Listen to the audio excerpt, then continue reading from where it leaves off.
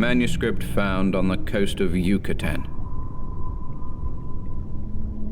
On August 20th, 1917, I, Karl Heinrich Graf von Altberg-Ehrenstein, Lieutenant Commander in the Imperial German Navy and in charge of the submarine U-29, deposit this bottle and record in the Atlantic Ocean at a point to me unknown, but probably about north latitude 20 degrees, west longitude 35 degrees, where my ship lies disabled on the ocean floor.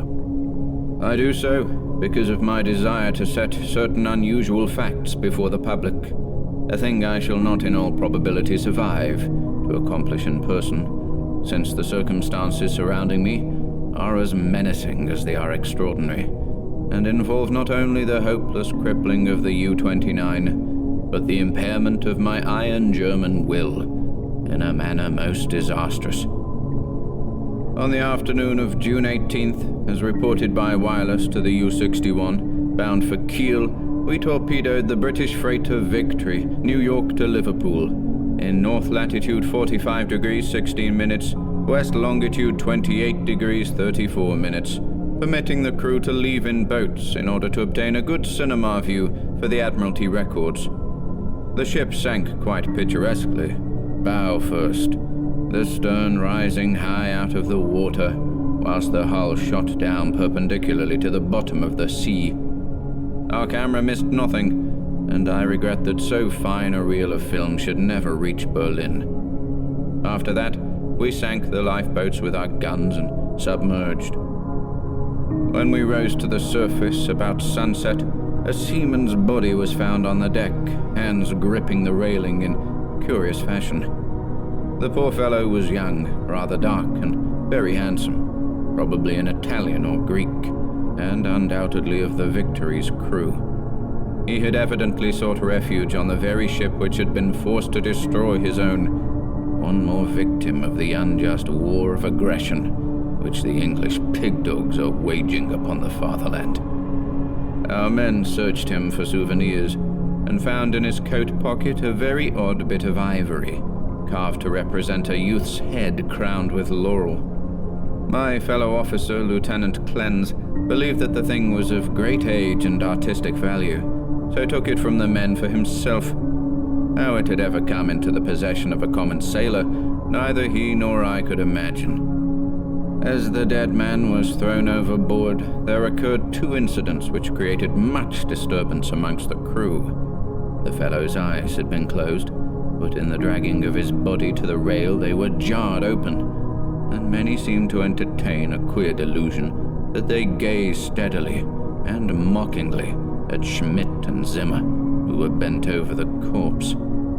The boatswain, Mueller, an elderly man who would have known better had he not been a superstitious Alsatian swine, became so excited by this impression that he watched the body in the water, and swore that after it sank a little, it drew its limbs into a swimming position and sped away to the south under the waves. Clens and I did not like these displays of peasant ignorance, and severely reprimanded the men, particularly Mueller. The next day, a very troublesome situation was created by the indisposition of some of the crew. They were evidently suffering from the nervous strain of our long voyage, and had had bad dreams. Several seemed quite dazed and stupid, and after satisfying myself that they were not feigning their weakness, I excused them from their duties. The sea was rather rough, so we descended to a depth where the waves were less troublesome. Here we were comparatively calm, despite a somewhat puzzling southward current, which we could not identify from our oceanographic charts. The moans of the sick men were decidedly annoying, but since they did not appear to demoralize the rest of the crew, we did not resort to extreme measures.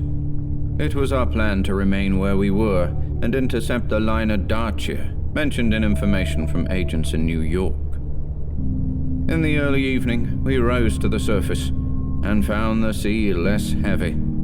The smoke of a battleship was on the northern horizon, but our distance and ability to submerge made us safe.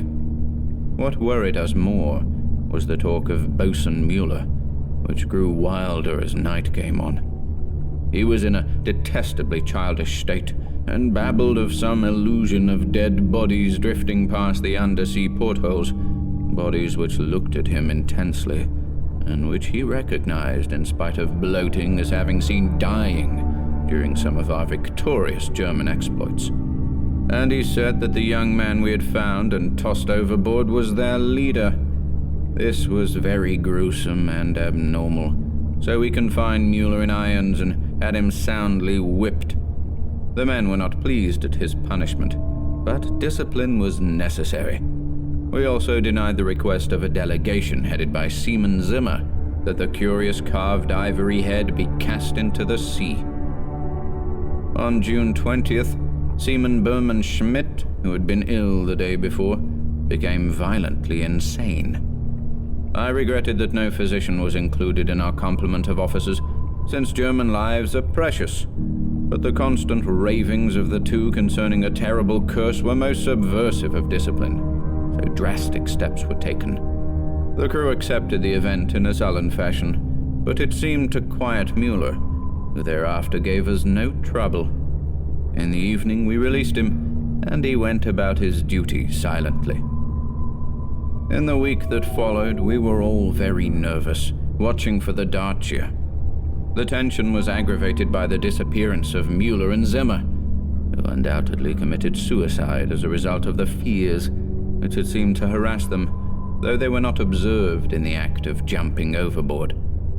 I was rather glad to be rid of Mueller, for even his silence had unfavorably affected the crew. Everyone seemed inclined to be silent now, as though holding a secret fear. Many were ill, but none made a disturbance. Lieutenant Clens chafed under the strain, and was annoyed by the merest trifles, such as the school of dolphins which gathered about the U-29 in increasing numbers, and the growing intensity of that southward current, which was not on our chart. It at length became apparent that we had missed the Dacia altogether. Such failures are not uncommon, and we were more pleased than disappointed, since our return to Wilhelmshaven was now in order. At noon, June 28th, we turned northeastward, and despite some rather comical entanglements with the unusual masses of dolphins, were soon underway. The explosion in the engine room at 2 p.m. was wholly a surprise. No defect in the machinery or carelessness in the men had been noticed, yet without warning the ship was racked from end to end with a colossal shock. Lieutenant Clens hurried to the engine room, finding the fuel tank and most of the mechanism shattered, and engineers Raab and Schneider instantly killed. Our situation had suddenly become grave indeed, for though the chemical air regenerators were intact, and though we could use the devices for raising and submerging the ship and opening the hatches as long as compressed air and storage batteries might hold out, we were powerless to propel or guide the submarine.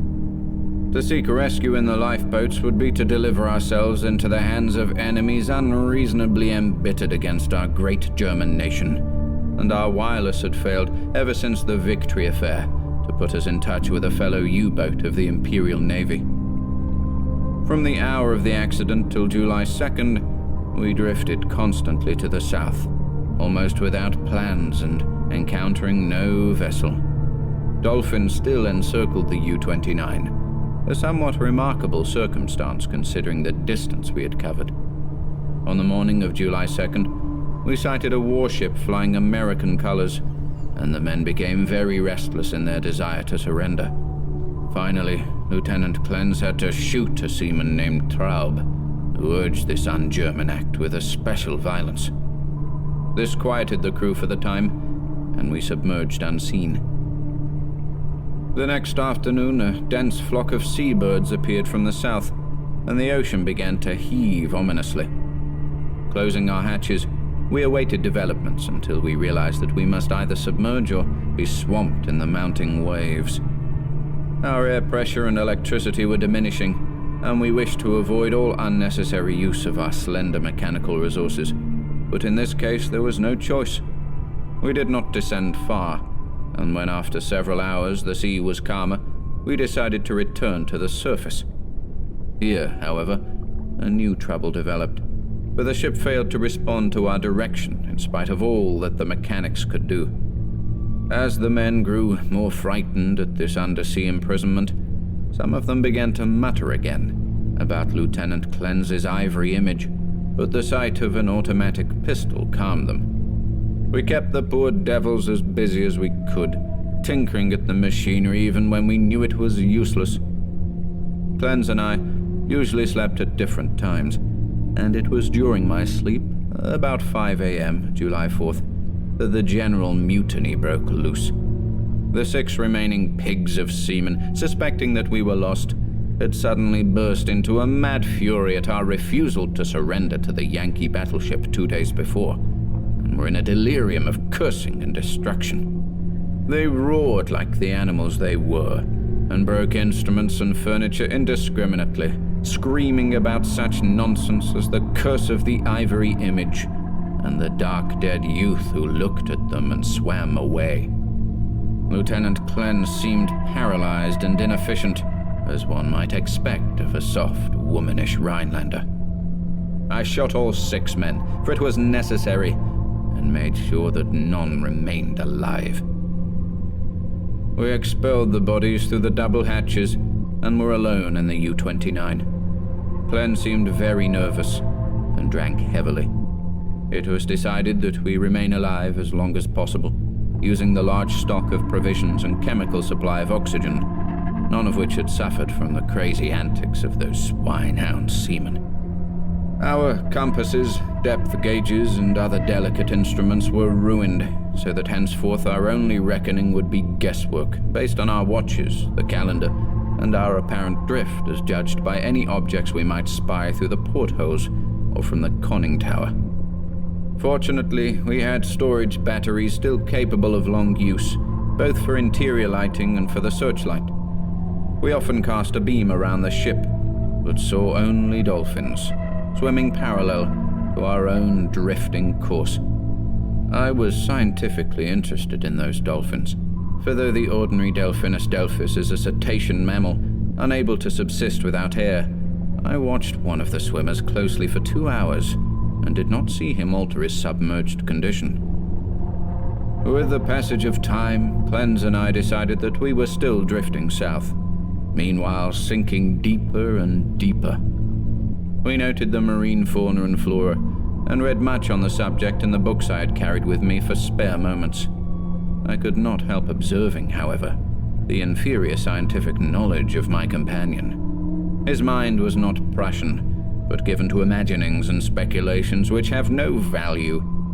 The fact of our coming death affected him curiously, and he would frequently pray in remorse over the men, women, and children we had sent to the bottom, forgetting that all things are noble which serve the German state. After a time, he became noticeably unbalanced, gazing for hours at his ivory image and weaving fanciful stories of the lost and forgotten things under the sea.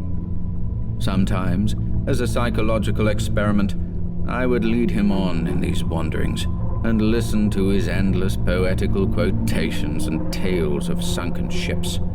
I was very sorry for him, for I disliked to see a German suffer, but he was not a good man to die with. For myself, I was proud, knowing how the fatherland would revere my memory, and how my sons would be taught to be men like me. On August 9th, we espied the ocean floor and sent a powerful beam from the searchlight over it. It was a vast, undulating plain, mostly covered with seaweed and strewn with the shells of small mollusks. Here and there were slimy objects of puzzling contour, draped with weeds and encrusted with barnacles, which Clens declared must be ancient ships lying in their graves. He was puzzled by one thing, a peak of solid matter, protruding above the ocean bed nearly 4 feet at its apex, about 2 feet thick, with flat sides and smooth upper surfaces, which met at a very obtuse angle. I called the peak a bit of outcropping rock, but Clens thought he saw carvings on it. After a while, he began to shudder and turned away from the scene as if frightened, yet that could give no explanation save that he was overcome with the vastness, darkness, remoteness, antiquity, and mystery of the oceanic abysses. His mind was tired, but I am always a German, and was quick to notice two things: that the U-29 was standing the deep-sea pressure splendidly, and that the peculiar dolphins were still about us, even at a depth where the existence of high organisms is considered impossible by most naturalists. That I had previously overestimated our depth, I was sure, but nonetheless we must still be deep enough to make these phenomena remarkable. Our southward speed, as gauged by the ocean floor, was about as I'd estimated from the organisms passed at higher levels. It was 3:15 p.m., August 12th, that poor Clens went wholly mad. He had been in the conning tower using the searchlight when I saw him bound into the library compartment where I sat reading, and his face at once betrayed him. I will repeat here what he said, underlining the words he emphasized. "He is calling. He is calling.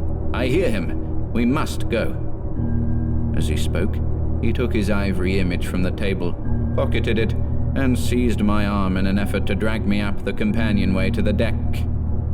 In a moment I understood that he meant to open the hatch and plunge with me into the water outside, a vagary of suicidal and homicidal mania for which I was scarcely prepared. As I hung back and attempted to soothe him, he grew more violent, saying, "Come now, do not wait until later. It is better to repent and be forgiven than to defy and be condemned." Then I tried the opposite of the soothing plan and told him he was mad, pitifully demented. But he was unmoved and cried, "If I am mad, it is mercy. May the gods pity the man who in his callousness can remain sane to the hideous end. Come and be mad whilst he still calls with mercy." This outburst seemed to relieve a pressure in his brain, for as he finished he grew much milder, asking me to let him depart alone, if I would not accompany him. My course at once became clear. He was a German, but only a Rhinelander and a commoner, and he was now a potentially dangerous madman. By complying with his suicidal request, I could immediately free myself from one who was no longer a companion, but a menace. I asked him to give me the ivory image before he went, but this request brought from him such uncanny laughter that I did not repeat it. Then I asked him if he wished to leave any keepsake or lock of hair for his family in Germany, in case I should be rescued, but again he gave me that strange laugh. So as he climbed the ladder, I went to the levers, and allowing proper time intervals, operated the machinery which sent him to his death. After I saw that he was no longer in the boat, I threw the searchlight around the water in an effort to obtain a last glimpse of him, since I wished to ascertain whether the water pressure would flatten him as it theoretically should, or whether the body would be unaffected, like those extraordinary dolphins. I did not, however, succeed in finding my late companion, for the dolphins were massed thickly and obscuringly about the conning tower.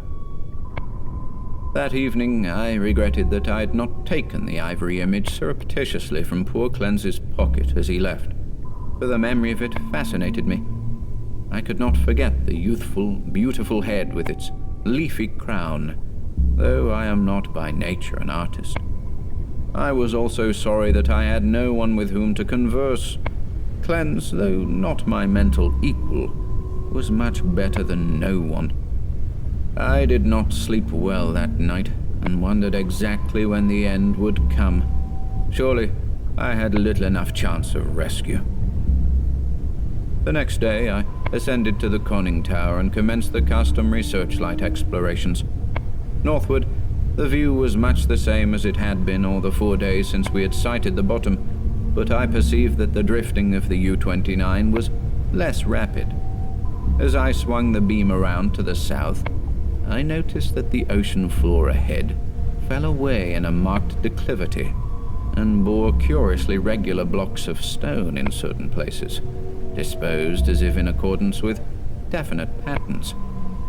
The boat did not at once descend to match the greater ocean depth, so I was forced to adjust the searchlight to cast a sharply downward beam. Owing to the abruptness of the change, a wire was disconnected, which necessitated a delay of many minutes for repairs, but at length the light streamed on again, flooding the marine valley below me. I am not given to emotion of any kind, but my amazement was very great when I saw what lay revealed in that electrical glow. And yet, as one reared in the best culture of Prussia, I should not have been amazed. For geology and tradition alike tell us of great transpositions in oceanic and continental areas. What I saw was an extended and elaborate array of ruined edifices, all of magnificent though unclassified architecture, and in various stages of preservation. Most appeared to be of marble, gleaming whitely in the rays of the searchlight, and the general plan was of a large city at the bottom of a narrow valley, with numerous isolated temples and villas on the steep slopes above. Roofs were fallen, and columns were broken, but there still remained an air of immemorially ancient splendor, which nothing could efface. Confronted at last with the Atlantis I had formerly deemed largely a myth, I was the most eager of explorers. At the bottom of that valley, a river once had flowed. For as I examined the scene more closely, I beheld the remains of stone and marble bridges and seawalls, and terraces and embankments once verdant and beautiful. In my enthusiasm, I became nearly as idiotic and sentimental as poor Cleanse, and was very tardy in noticing that the southward current had ceased at last, allowing the U-29 to settle slowly down upon the sunken city as an aeroplane settles upon a town of the upper earth. I was slow, too, in realizing that the school of unusual dolphins had vanished. In about 2 hours, the boat rested in a paved plaza close to the rocky wall of the valley. On one side, I could view the entire city as it sloped from the plaza down to the old riverbank. On the other side, in startling proximity, I was confronted by the richly ornate and perfectly preserved facade of a great building, evidently a temple hollowed from the solid rock. Of the original workmanship of this titanic thing, I can only make conjectures. The facade, of immense magnitude, apparently covers a continuous hollow recess, for its windows are many and widely distributed. In the center yawns a great open door, reached by an impressive flight of steps, and surrounded by exquisite carvings like the figures of bacchanals in relief. Foremost of all are the great columns and frieze, both decorated with sculptures of inexpressible beauty, obviously portraying idealized pastoral scenes and processions of priests and priestesses bearing strange ceremonial devices in adoration of a radiant god. The art is of the most phenomenal perfection, largely Hellenic in idea, yet strangely individual. It imparts an impression of terrible antiquity, as though it were the remotest rather than the immediate ancestor of Greek art. Nor can I doubt that every detail of this massive product was fashioned from the virgin hillside rock of our planet. It is palpably a part of the valley wall, though how the vast interior was ever excavated I cannot imagine. Perhaps a cavern or series of caverns furnish the nucleus.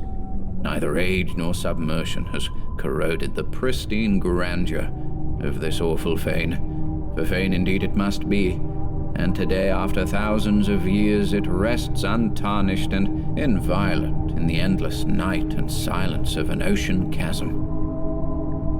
I cannot reckon the number of hours I spent in gazing at the sunken city with its buildings, arches, statues, and bridges, and the colossal temple with its beauty and mystery. Though I knew that death was near, my curiosity was consuming, and I threw the searchlight's beam about in eager quest. The shaft of light permitted me to learn many details, but refused to show anything within the gaping door of the rock-hewn temple, and after a time I turned off the current, conscious of the need of conserving power. The rays were now perceptibly dimmer than they had been during the weeks of drifting, and as if sharpened by the coming deprivation of light, my desire to explore the watery secrets grew. I, a German, should be the first to tread those eon-forgotten ways. I produced and examined a deep-sea diving suit of joined metal and experimented with the portable light and air regenerator. Though I should have trouble in managing the double hatches alone, I believed I could overcome all obstacles with my scientific skill and actually walk about the dead city in person. On August 16th, I effected an exit from the U-29 and laboriously made my way through the ruined and mud-choked streets to the ancient river. I found no skeletons or other human remains, but gleaned a wealth of archaeological lore from sculptures and coins. Of this I cannot now speak save to utter my awe at a culture in the full noon of glory, when cave dwellers roamed Europe and the Nile flowed unwatched to the sea. Others, guided by this manuscript, if it shall ever be found, must unfold the mysteries at which I can only hint. I returned to the boat as my electric batteries grew feeble, resolved to explore the rock temple on the following day. On the 17th, as my impulse to search out the mystery of the temple waxed still more insistent, a great disappointment befell me, for I found that the materials needed to replenish the portable light had perished in the mutiny of those pigs in July. My rage was unbounded, yet my German sense forbade me to venture unprepared into an utterly black interior, which might prove the lair of some indescribable marine monster, or a labyrinth of passages from whose windings I could never extricate myself. All I could do was turn on the waning searchlight of the U-29, and with its aid walk up the temple steps and study the exterior carvings. The shaft of light entered the door at an upward angle, and I peered in to see if I could glimpse anything, but all in vain. Not even the roof was visible, and though I took a step or two inside after testing the floor with a staff, I dared not go farther. Moreover, for the first time in my life, I experienced the emotion of dread. I began to realize how some of poor Cleanse's moods had arisen, for as the temple drew me more and more, I feared its aqueous abysses with a blind and mounting terror. Returning to the submarine, I turned off the lights and sat thinking in the dark. Electricity must now be saved for emergencies. Saturday the 18th, I spent in total darkness, tormented by thoughts and memories that threatened to overcome my German will. Cleanse had gone mad and perished before reaching this sinister remnant of a past unwholesomely remote, and had advised me to go with him. Was, indeed, fate preserving my reason only to draw me irresistibly to an end more horrible and unthinkable than any man has dreamed of?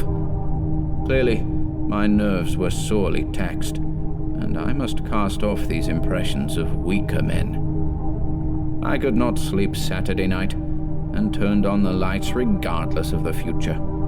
It was annoying that the electricity should not last out the air and provisions. I revived my thoughts of euthanasia, and examined my automatic pistol. Toward morning I must have dropped asleep with the lights on, for I awoke in darkness yesterday afternoon to find the batteries dead. I struck several matches in succession, and desperately regretted the improvidence which had caused us long ago to use up the few candles we carried.